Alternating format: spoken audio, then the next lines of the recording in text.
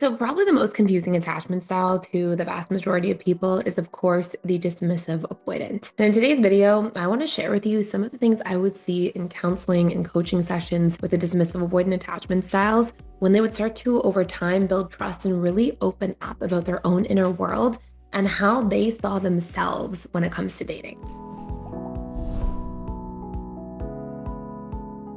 So let's talk about the five most common things that I would hear. First and foremost, I would hear all the time, maybe they're better off with somebody else. Okay, so this is the thing I would hear like early on into sessions if somebody came in to specifically work on their relationship, because they had dismissive avoidance of this huge belief that they will usually not tell people for years. They can be in a relationship forever and not even share with their partner. But over time, when I would work with dismissive avoidant clients and they would start to do the work and become more secure and start opening up and being better at vulnerability, these would be things I would hear all the time. So they would say things like, oh, maybe they're better off with somebody else because I just don't know if I'm cut out for relationships. And really, the sad part of this, and it became like a happy thing when people do the work, but you know, the sad part of this is that what this actually represents is not that this person's not capable or not cut out to be in a relationship and they just simply can't do it and it's not for them. No, it would be about they were stuck in a state of learned helplessness where they didn't know how to convey their needs.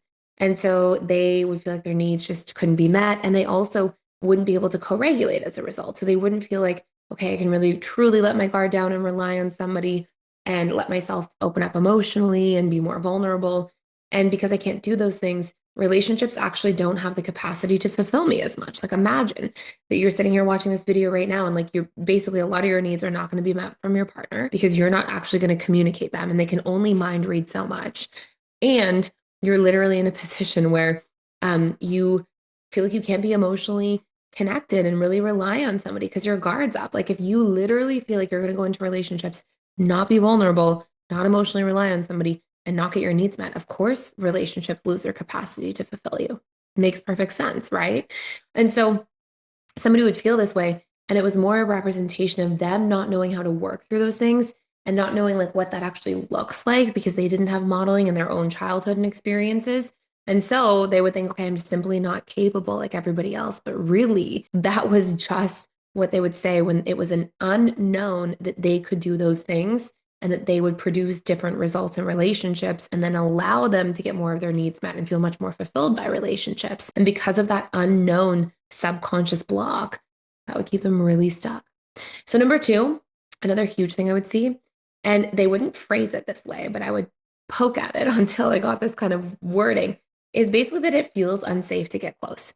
So the way that it would usually come out in dismissive avoidance language is like, yeah, well, when I start getting close to somebody, I just get this urge to run sometimes. I just get this urge to like pull away. I start really doubting things. It's almost like the closer I get to somebody, the more I feel this need to pull away. And a lot of when I would go into it and dig into it more with them, I would say, well, what does it actually feel like? Like, what is that urge to run away? What's underneath that?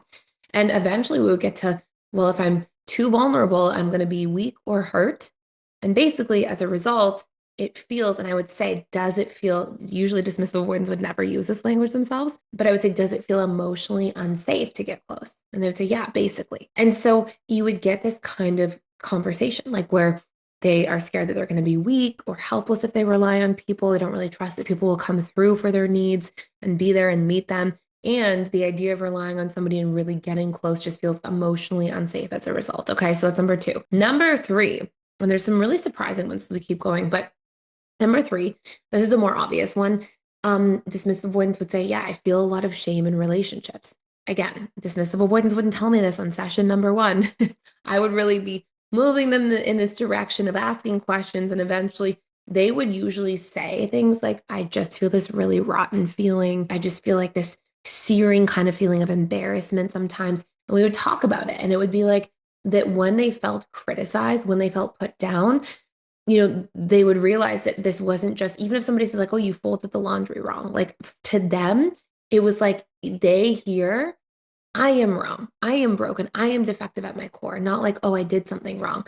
Because when we have, this childhood emotional neglect experience in our background and history, what that essentially means is that you grow up thinking and feeling and experiencing like why can't I get my needs met from my caregiver? Why can't I connect to them in this way? Wow, there must be something wrong with me. I must be defective at my core because a child can't conceive of like, oh, my parents are emotionally unavailable or my parents should be doing things differently. That's not how a child minds process.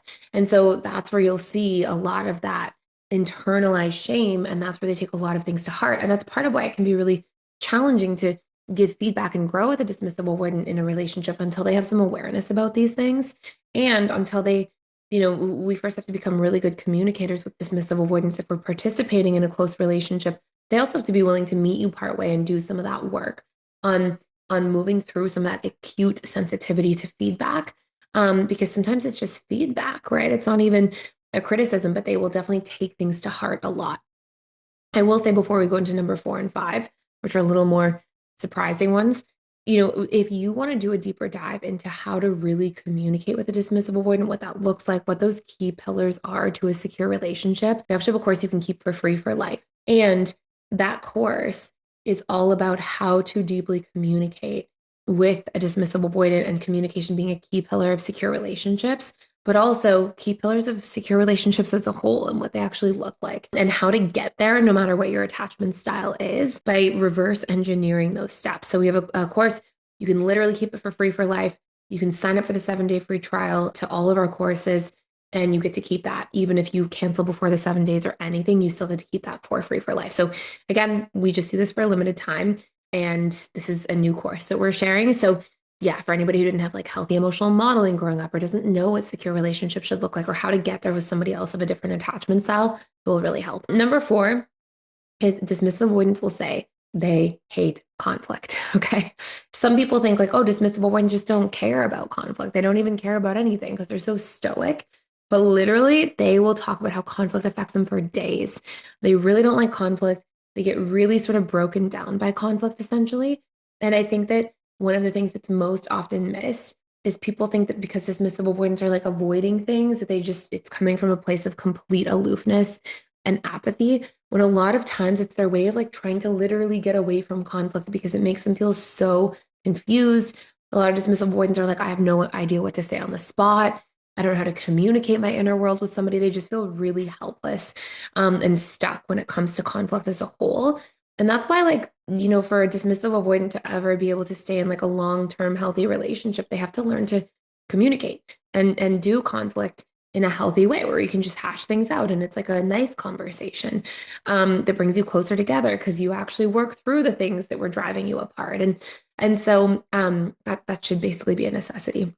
And number 5, this one kind of surprises people the most, and sometimes it kind of stings a little bit. So hold on, because there's a backstory to it, but a lot of dismissive avoidance will say, I feel like I don't actually get a lot of my needs met in relationships. And I feel like when somebody hears this as the partner of a DA or who's ever loved a DA, they're like, what? I tried so hard to meet their needs.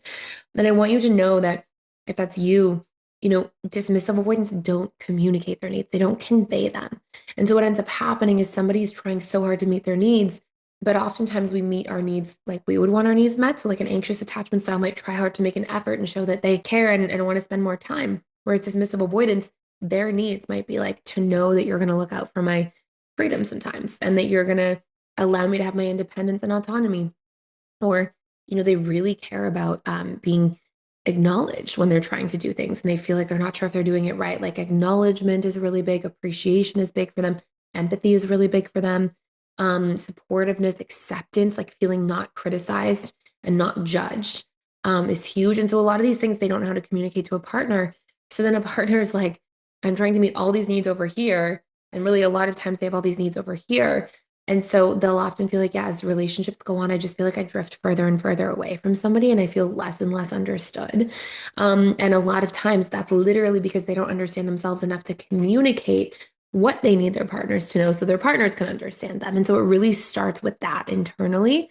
But again, another really important piece here. So if you want to go a little deeper, again, you can check out that key pillars to a secure relationship, what secure relationships look like, how to reverse engineer your way there with a partner or on your own is whatever attachment style you are. You can literally keep it for free for life. We're just doing this for a limited time.